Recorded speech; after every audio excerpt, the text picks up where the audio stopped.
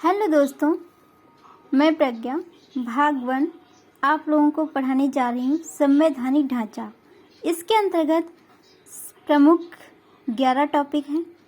First, ऐतिहासिक पृष्ठभूमि देखेंगे सबसे पहले, फिर संविधान का निर्माण, संविधान की प्रमुख विशेषताएं, संविधान की प्रस्तावना, संघ एवं इसका क्षेत्र, नागरिकता, मूल अधिकार, राज्य के नीति निदेशक तत्व, मूल कर्तव्य, संविधान का संशोधन, संविधान की मूल संरचना।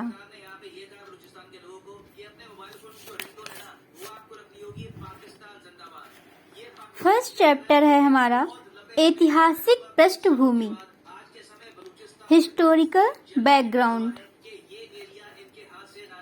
दोस्तों,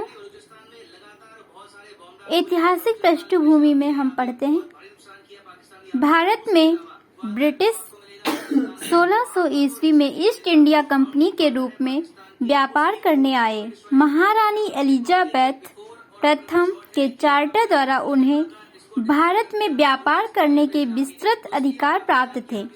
कंपनी जिसके कार्य अभी तक सिर्फ व्यापारिक कार्यों तक ही सीमित थे, उसी ने 1765 में बंगाल, बिहार, उड़ीसा के दीवानी अर्थात राजस्व दीवानी न्याय के दीवानी अधिकार प्राप्त कर लिया।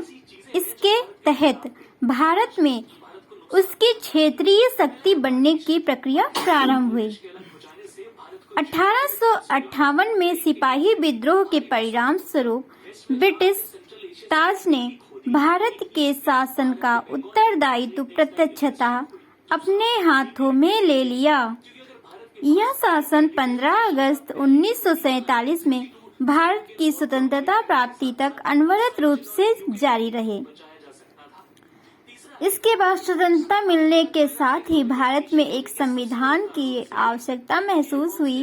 1934 में एम.एन. रॉय भारत में साम्यवाद आंदोलन के प्रेरक माने जाते हैं। एम.एन. रॉय 1934 में एम.एन. रॉय के दिए गए सुझाव को अमल में लाने के उद्देश्य से 1946 में एक संविधान सभा का गठन किया गया और 26 जनवरी 1950 को संविधान अस्तित्व में आया।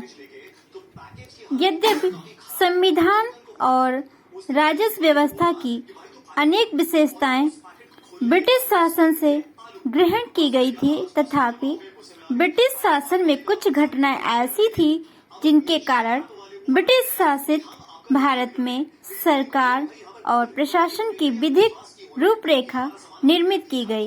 इन घटनाओं ने हमारे संविधान और राजतंत्र पर गहरा प्रभाव छोड़ा। इन घटनाओं का क्रमवार ब्यौरा निम्न अनुसार है। अगला आप लोगों को हम नेक्स्ट टॉपिक में जरूर समझाएंगे, जो कि इस प्रकार है।